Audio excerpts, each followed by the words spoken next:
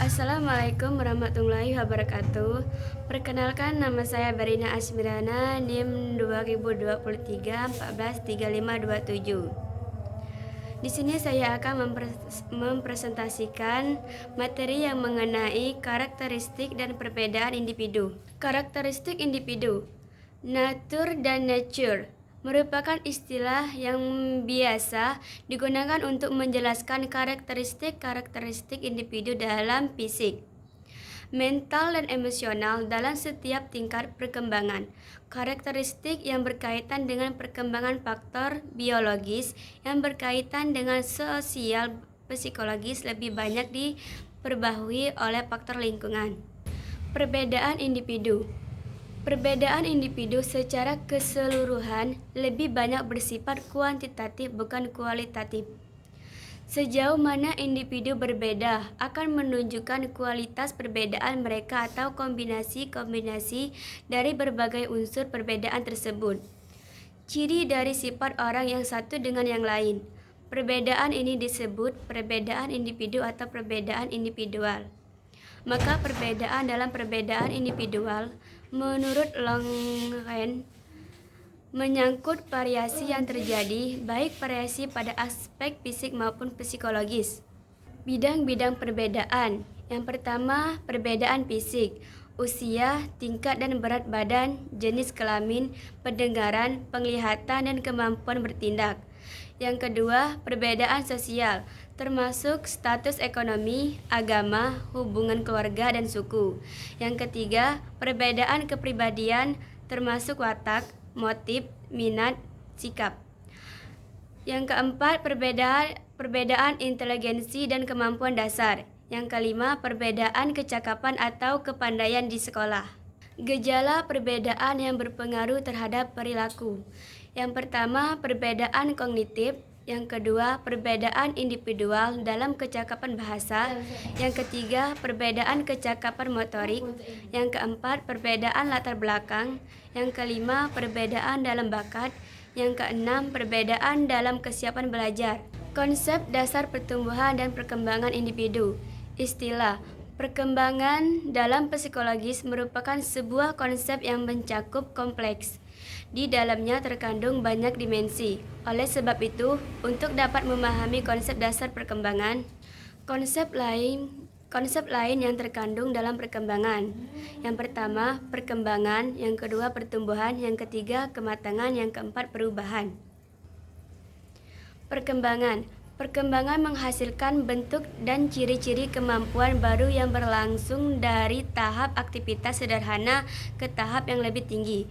Perkembangan itu bergerak secara berangsur-angsur tapi pasti melalui suatu bentuk atau tahap ke bentuk atau tahap berikutnya, yang kian hari kian bertambah maju, mulai dari masa pembuahan dan berakhir pada kematian.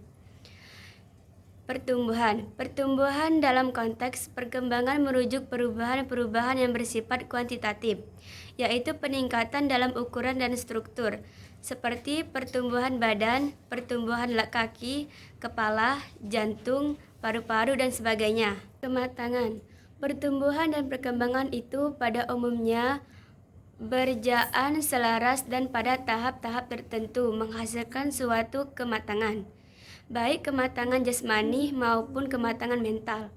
Kematangan mula-mula merupakan suatu hari dari adanya perubahan-perubahan tertentu dan menyesuaikan struktur pada diri individu, seperti adanya kematangan jaringan-jaringan tubuh, saraf, dan kelenjar-kelenjar yang tersebut kematangan biologis. Perubahan dalam perkembangan bertujuan untuk memungkinkan orang menyesuaikan diri dengan lingkungan di mana ia hidup. Untuk mencapai tujuan ini, realisasi dari atau yang biasanya disebut dengan aktualisasi diri merupakan faktor yang sangat penting. Aspek-aspek perubahan dan perkembangan individu. Yang pertama, pertumbuhan fisik. A. Pertumbuhan sebelum lahir.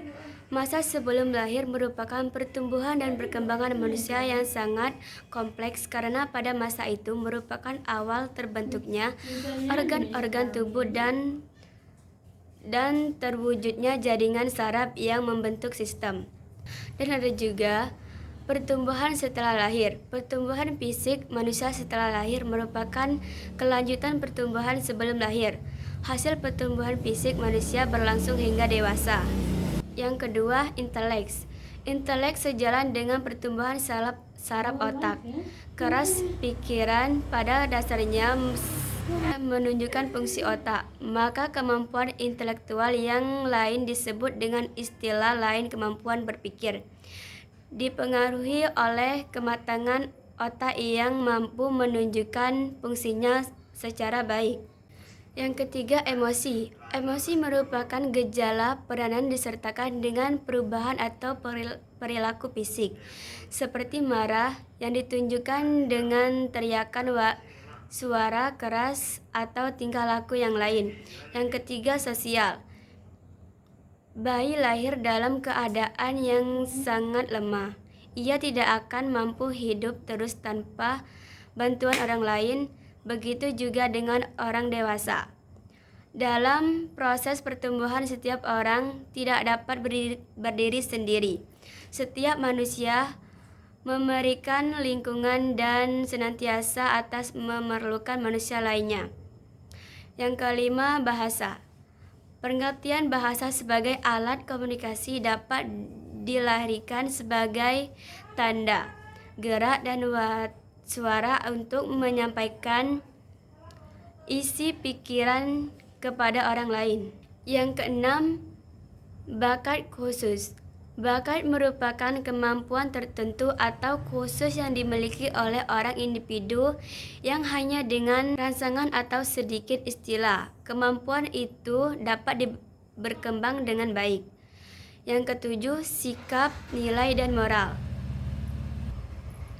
Semakin tumbuh dan berkembang fisik dan psiknya, anak mulai dikenal terhadap nilai-nilai, ditunjukkan hal-hal yang boleh dan yang tidak boleh, yang harus dilakukan dan yang dilarang. Sejalan dengan berkembang inteleknya, berangsur-angsur anak mulai mengikuti berbagai kesatuan yang berlaku dalam keluarga dan semakin lama semakin luas, sampai dengan ketentuan yang berlaku di dalam masyarakat dan negara. Faktor-faktor yang berpengaruh pada perkembangan individu. Faktor internal. A. Kondisi fisik. Faktor fisik ialah faktor biologis individu yang merujuk pada faktor genetik yang diturunkan oleh kedua orang tuanya, seperti warna rambut, kulit, ukuran tubuh dan kelamin, kemampuan intelektual serta emosi. B. Kondisi psikis. Kondisi fisik dan psikis individu sangat berkaitan. Kondisi fisik yang tidak sempurna atau cacat juga berkaitan dengan persepsi individu terhadap kemampuan dirinya. Faktor eksternal.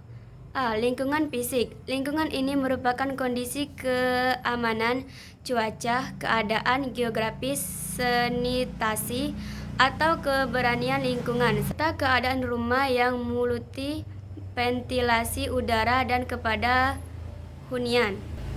B. Lingkungan fisik. Faktor non-fisik meliputi berbagai macam, yaitu keluarga, pendidikan, dan masyarakat. Baiklah, inilah presentasi dari saya akhiri. Wabillahi taufiq wal hidayah. Wassalamualaikum warahmatullahi wabarakatuh.